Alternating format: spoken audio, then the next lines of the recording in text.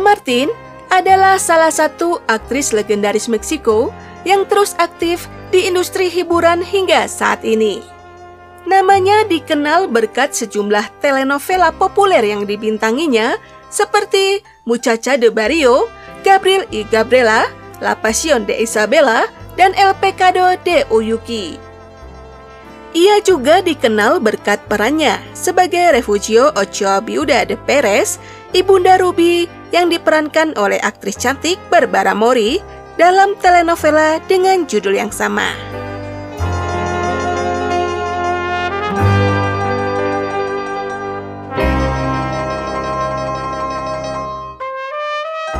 Ana Beatriz Martinez Solorzano atau Ana Martin lahir di Mexico City pada 14 Mei 1946. Ia merupakan putri dari komedian terkenal Jesus Martinez Palio. Bakat Ana di bidang seni pertunjukan sudah terlihat sejak muda. Ia mengawali karirnya di industri hiburan pada tahun 1963 dengan mengikuti ajang kontes kecantikan Miss World di saat usianya masih menginjak 17 tahun.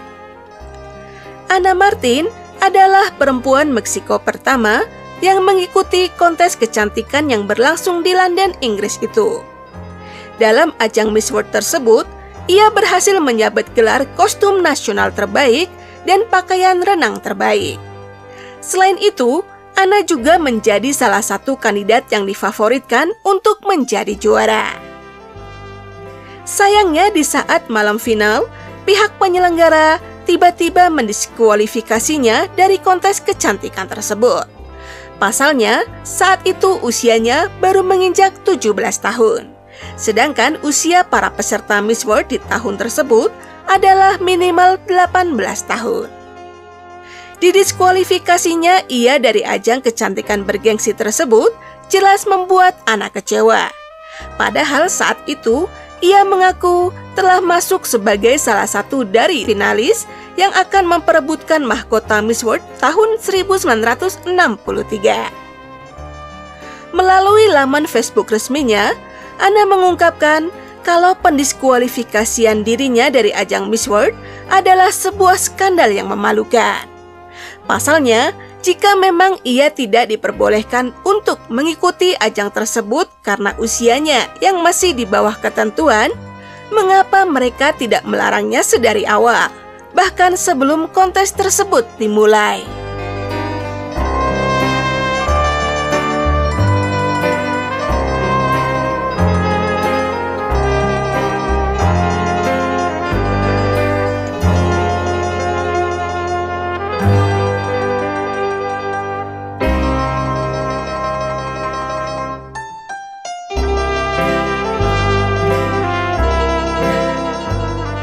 Meski kecewa karena keputusan pihak penyelenggara Miss World yang mendiskualifikasinya, namun hal tersebut tidak membuat Ana Martin patah semangat.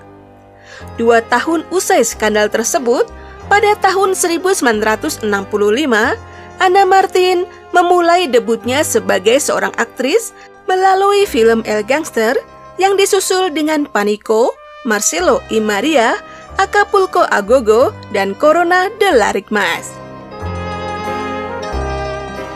Selain di layar lebar, Ana Martin juga berhasil menorehkan namanya di layar kaca. Sejumlah telenovela populer yang dibintanginya antara lain Muchacha de Barrio, Gabriel y Gabriela, La Pasión de Isabela, dan El Pecado de Oyuki.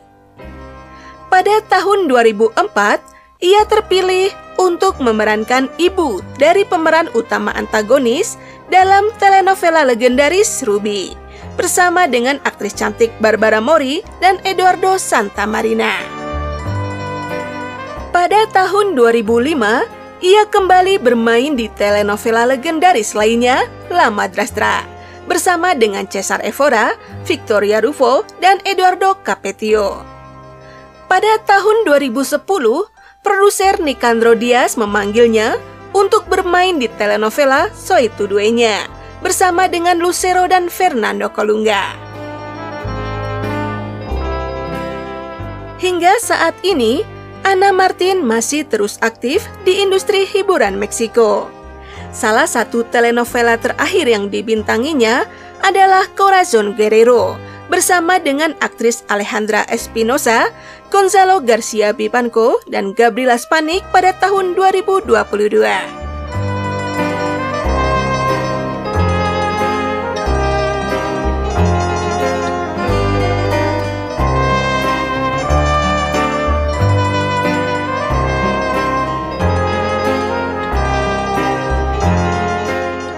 Di saat mudanya, tidak diragukan lagi kalau Ana Martin adalah salah satu selebritis Meksiko yang menjadi pujaan kaum pria. Ia bahkan sempat dinobatkan sebagai salah satu simbol seks di negeri sombrero. Daya tariknya yang begitu mempesona membuat banyak kaum pria yang berlomba-lomba untuk meminangnya. Sayangnya, Ana Martin menolak semua pinangan tersebut. Rupanya Ana Martin termasuk orang yang tidak percaya dengan pernikahan. Ana juga tidak tertarik untuk memiliki buah hati dalam kehidupannya. Pilihan tersebut diambilnya karena ia ingin lebih fokus terhadap karirnya di industri hiburan. Selain itu, keputusannya untuk tidak memiliki anak juga dilatar belakangi oleh pengalaman masa kecilnya sebagai seorang anak yang tidak begitu menyenangkan.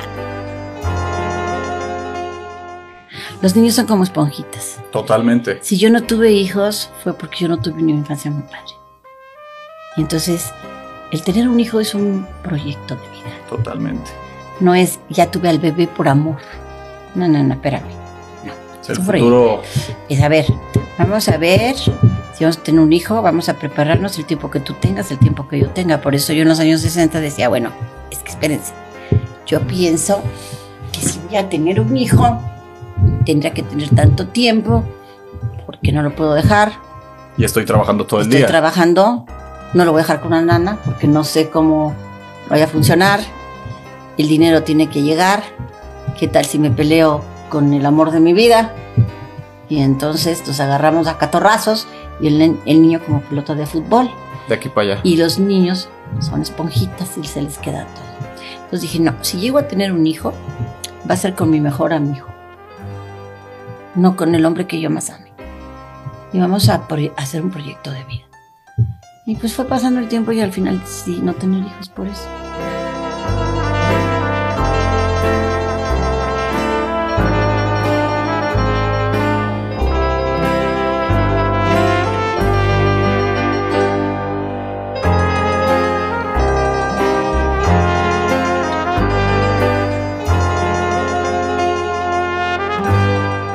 Menyadari usianya yang tidak lagi muda, sementara ia tidak memiliki keluarga termasuk anak yang akan mendampingi dan menjaganya di masa tua, Ana Martin pun lalu mempersiapkan dirinya untuk mengantisipasi segala situasi yang akan dihadapinya kelak. Ana mengakui saat ini ia telah membuat sebuah surat wasiat yang telah ditandatanganinya di depan notaris untuk berjaga-jaga jika sesuatu terjadi dengan dirinya. Meski Ana memastikan kalau saat ini kondisi kesehatannya sangat baik dan memiliki asuransi kesehatan yang cukup, namun jika sesuatu yang buruk terjadi dengannya, seperti terkena stroke atau ketika kesehatannya tiba-tiba memburuk, sehingga seluruh organ biologisnya tidak lagi dapat bekerja secara maksimal, maka ia memilih agar para dokter segera menidurkannya untuk selamanya. Ana menegaskan, pilihan tersebut ia ambil karena ia tidak ingin hidupnya menjadi beban bagi orang lain.